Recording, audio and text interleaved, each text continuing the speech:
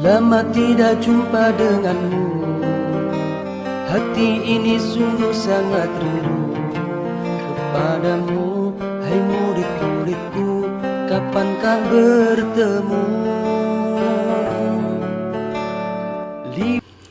Assalamualaikum warahmatullahi wabarakatuh. Bismillah walhamdulillah wassalatu wassalamu ala rasulillah Sayyidina Muhammad ibn Abdillah wa ala alihi wa sahbihi wa mawala wa la hawla wa la quwata illa billah. Amma ba'd. Qala rabbi israh li sadri wa yassir li amri wa hlul 'uqdatam min lisani yafqahu qawli. Subhanaka la ilma lana illa ma 'allamtana innaka antal alimul hakim. Shadaqallahul azim. Ayah bunda yang dimuliakan Allah Subhanahu wa taala, wabil khusus wali murid SDIT Baitur Rahman. Mudah-mudahan kita semua tetap selalu dalam keadaan sehat walafiat dan selalu dalam lindungan Allah Subhanahu wa taala. Ayah bunda sekalian, tidak terasa hari ini kita sedang berada di tanggal 2 Mei. Sebagaimana kita maklum bahwa tanggal 2 Mei itu adalah Hari Pendidikan Nasional, hari yang bersejarah. Jadi alangkah baiknya apabila hari ini kita sedikit bicara tentang pendidikan. Karena ini sangat berkaitan dengan peran kita sebagai orang tua, sebagai ayah, sebagai bunda, ataupun kita sebagai guru. Kewajiban kita kepada anak-anak kita, kewajiban yang pertama dan utama adalah melakukan pendidikan, mendidik. Mereka mendidik anak-anak kita semua. Kewajiban yang pertama dan utama kita adalah mendidik, bukan mengajar. Nah, ini perlu kita pahami bahwa kita wajib mendidik anak-anak kita dan tidak wajib mengajar. Nah, ini penting. Emang beda? Ya beda. Mengajar atau pengajaran itu hanya berkaitan dengan otak. Anak kita menjadi pandai, anak kita menjadi pintar karena telah terjadi translate atau pemindahan. Ya, ketika kita mengajar anak-anak kita telah melakukan translate ilmu pengetahuan kepada anak kita. Misalnya ketika kita melakukan pengajaran matematika, maka kita telah melakukan translate ilmu matematika kepada anak kita. Begitu juga ketika kita melakukan pengajaran IPA, pengajaran bahasa Indonesia, bahasa Inggris dan sebagainya.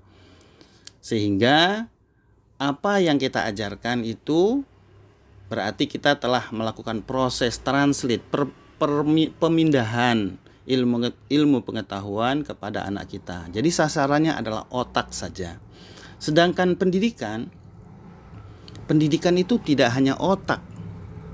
Sasarannya dari otak sampai ke perilaku.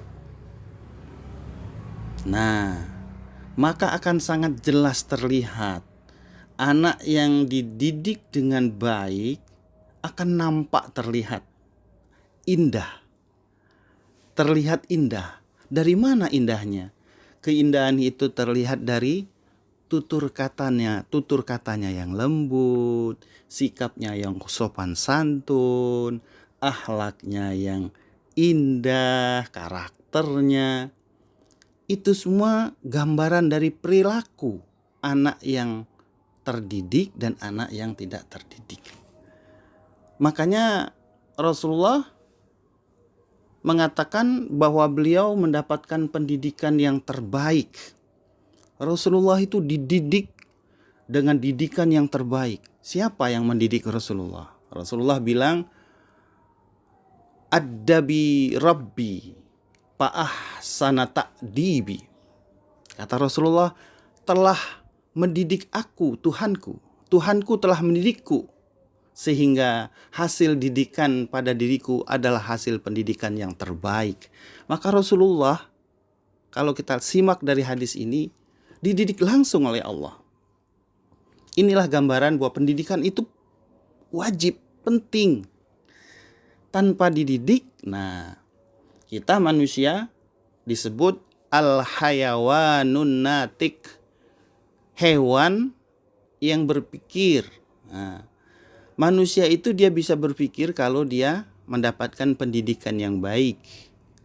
Kalau berpikirnya hilang, maka dia tinggal al-hayawan, karena kita tidak beda dengan hewan.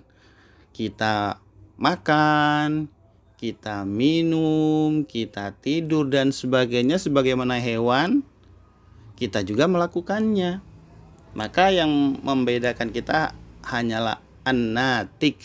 Natik itu adalah pikiran, perilaku yang baik. Kita bisa membedakan ini perilaku baik, ini perilaku tidak baik. Yang baik kita lakukan, yang tidak baik kita tinggalkan. Itu karena hasil pendidikan. Nah, disinilah kita harus betul-betul menyadari bahwa kita sebagai guru, kita sebagai orang tua, sebagai ayah, sebagai bunda, tidak bisa tidak. Di pundak kita ada kewajiban, yaitu mendidik anak-anak kita supaya anak kita ini menjadi indah. Terutama di saat kondisi corona seperti sekarang, ayah bunda sekalian yang dimuliakan Allah. Sementara ini pendidikan tidak bisa dilakukan guru di sekolah. Karena pendidikan ini harus bertemu, harus berkontak langsung. Beda dengan pengajaran. Pengajaran bisa dilakukan secara online, jarak jauh. Kalau pendidikan tidak bisa. Maka sementara kondisi COVID-19 ini, guru hanya melakukan pengajaran. Sedangkan pendidikan sementara dikembalikan kepada ayah bunda di rumah. Memang harus begitu karena kondisi corona seperti sekarang, ya. Jadi ayah bunda kesempatan bahwa pendidikan itu 100% hanya bisa dilakukan oleh ayah bunda di rumah. Nah, coba ini kesempatan kita untuk mengevaluasi apakah kita orang tua selama ini telah melakukan pendidikan. Dan bagaimana hasil pendidikan kita selama ini, kita evaluasi sekarang. Sebab kata Rasulullah, kewajiban pendidikan yang pertama itu pada orang tua. Sebab di akhirat nanti yang diminta pertanggungjawaban itu orang tua. Oh, ini kalau kita bicara masalah pendidikan dan pengajaran akan sangat jelas terlihat bedanya di dunia dan bedanya di akhirat. Di akhirat nanti ayah bunda tidak ditanya tentang hasil pengajaran. Apa yang telah kamu lakukan kepada anakmu? Apakah telah engkau ajarkan matematika? Oh, tidak. Apakah telah engkau ajarin bahasa Inggris? Tidak ditanya. Apapun yang kita ajarkan, ilmu pengetahuan, baik matematika, IPA, IPS, bahasa Indonesia, bahasa Inggris, bahasa Arab dan sebagainya, itu hanya sampai di dunia saja. Dan pengajaran itu tidak terlihat langsung. Tapi kalau pendidikan terlihat langsung, di dunia saja terlihat. Dan dapat dirasakan bagaimana anak-anak yang terdidik dengan baik akan dirasakan oleh ayah bundanya. Hatinya menjadi sejuk mendengar tutur kata anak-anak yang lembut, melihat sikap anak-anak yang sopan santun, melihat adabnya yang indah, akhlaknya. Hati orang tua menjadi sejuk. Itu yang dirasakan orang tua ketika dia telah berhasil melakukan pendidikan yang baik. Lebih-lebih di akhirat. Di akhirat nanti,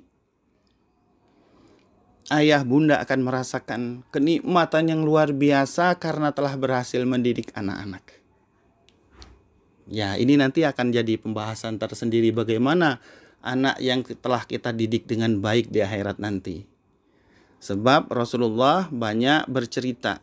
Ya, alhamdulillah kita punya nabi, kita punya rasul yang senang bercerita. Banyak sekali hadis-hadis yang kita baca yang menggambarkan Rasulullah menceritakan secara detail bagaimana para orang tua di akhirat nanti.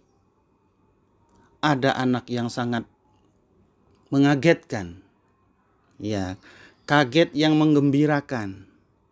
Tapi ada juga anak yang nauzubillah membuat orang tuanya kaget, tapi kaget yang menyengsarakan. Ya, ada juga nauzubillah ya. Nah, kita kembali lagi ke tema kita hari ini tentang pendidikan.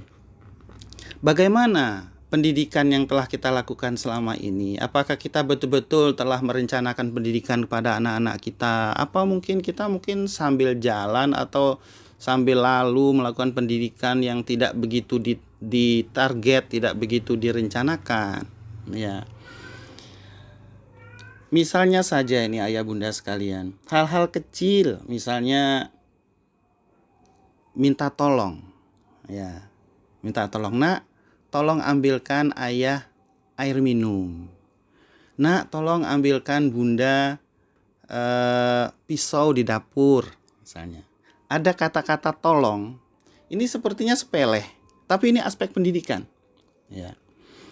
Anak kita biasakan dengan kata-kata minta tolong. Tolong ya. Nah, nanti setelah ditolong, jangan lupa ucapkan terima kasih. Terima kasih ya sayang. Nah, ada kata-kata minta tolong, kemudian ada kata terima kasih, kemudian ada kata sayang. Nah, kadang-kadang kita justru sehari-hari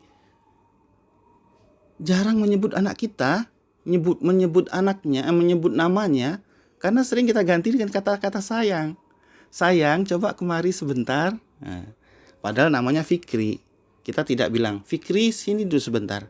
Tapi kita ganti dengan, sayang, kemari sebentar sayang. Nah, ada apa ma? Ada apa bunda? Nah, kata-kata sayang ini adalah kata-kata yang dicontohkan Rasulullah. Rasulullah itu sering memanggil dengan kata-kata sayang. Ya, tapi pakai bahasa Arab ya, bahasa Arab. Jadi tadi minta tolong, terima kasih, kata-kata sayang. Kemudian kalau kita salah kita minta maaf. Nah, ini juga nih, ini penting ini. Ya. Banyak orang tua beranggapan bahwa orang tua ini adalah sosok yang tidak boleh salah. Jadi dia selalu merasa benar terhadap anaknya. Sehingga anti bagi orang tua untuk mengucapkan minta maaf. Seakan-akan kalau kita minta maaf kepada anak, merendahkan diri kita, merendahkan martabat kita sebagai orang tua. Nah, ini maaf banget. Itu pemahaman yang keliru. Kita walaupun sebagai ayah, sebagai bunda, sebagai orang tua, bisa jadi suatu waktu kita salah sama anak kita. Tak salah ucap. Mungkin kita lupa janji tidak dipenuhi. Kita berjanji setelah itu lupa. Anak kita ingat terus dengan janji kita. Nah, apa salahnya kita, oh iya bunda lupa dengan janji bunda kemarin ya. Maafin ya sayang. Gak apa-apa kita ucapin maaf. Nah, ini juga satu pendidikan penting bahwa anak kita akan paham bahwa ketika kita salah, kita harus minta maaf. Konsekuensi atau suatu sikap yang bagus, gentleman, ya. Kita akui bahwa kita salah. Kemudian kita minta maaf. Karena manusia itu tempatnya salah. Al-insan mahalul khoto' wa nisyan. Kalau kita merasa tidak pernah salah, ya kita berarti tidak mengakui bahwa diri kita manusia. Kita mengaku diri kita malaikat. Sebab malaikat itu nggak pernah salah. Ya, pantas kalau malaikat nggak pernah mengucapkan maaf ya. Atau saya minta maaf. Nggak pernah malaikat menyampaikan minta maaf. Misalnya mau cabut nyawa. Aduh pak, maaf ya saya mau cabut nyawa sekarang. Enggak ada. Ya. Malaikat selalu benar, selalu tepat. Nah, kitalah yang tempatnya salah dan hilaf. Karena itu biasakanlah lisan kita minta maaf kepada anak kita.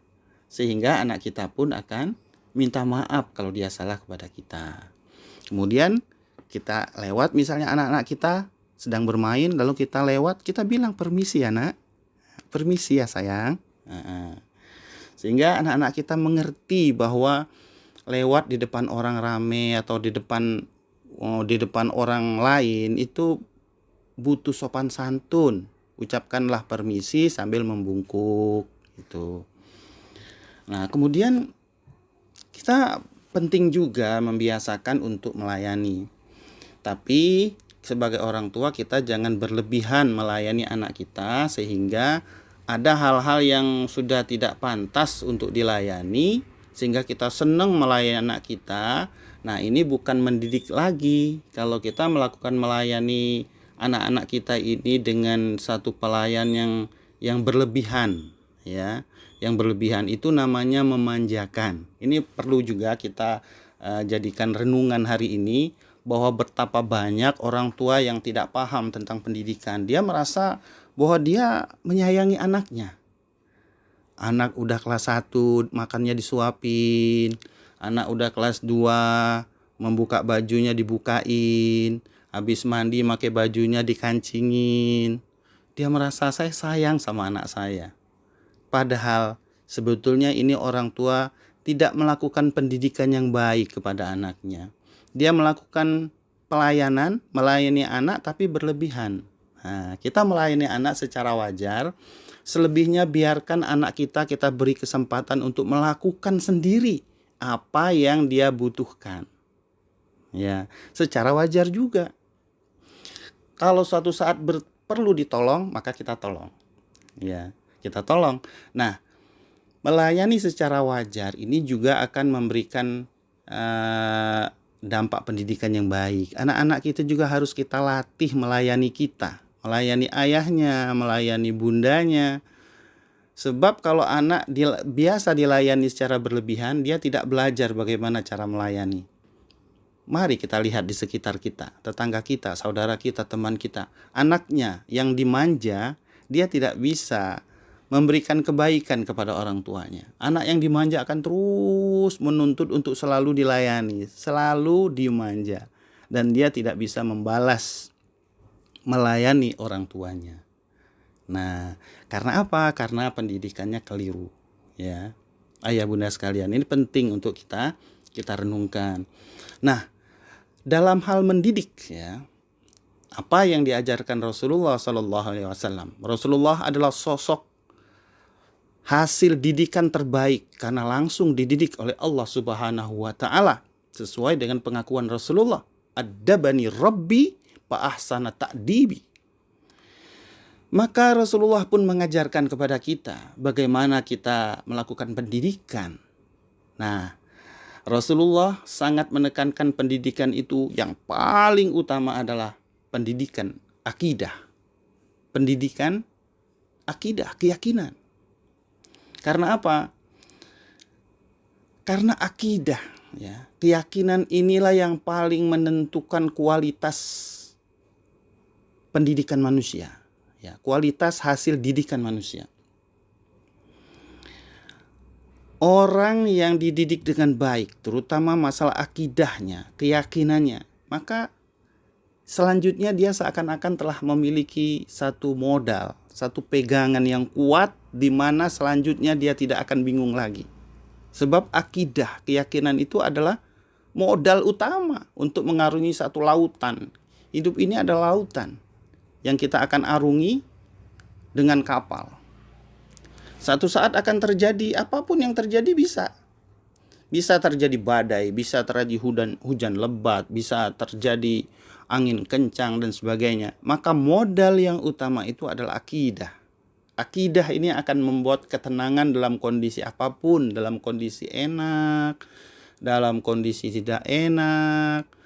Karena semua keadaan itu pasti akan kita alami. Tidak ada manusia yang senang terus-menerus. Tidak ada juga manusia yang susah terus-menerus.